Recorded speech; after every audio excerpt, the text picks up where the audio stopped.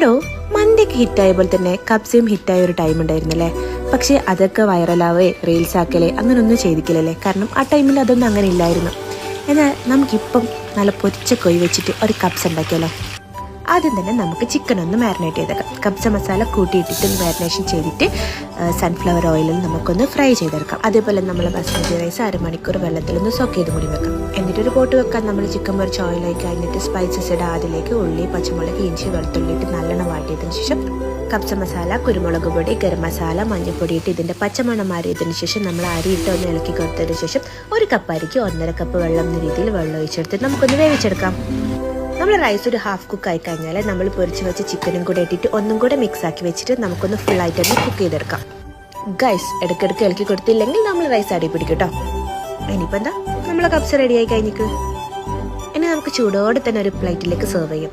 അതിൻ്റെ കൂടെ തൈരും അച്ചാറും പപ്പടം കൂടെ ഉണ്ടെങ്കിൽ ഉഷാറായി. അപ്പോൾ കബ്സ മിസ് ചെയ്യുന്നുണ്ടെങ്കിൽ ഒന്ന് പോയിട്ട് ഉണ്ടാക്കി കേട്ടോ.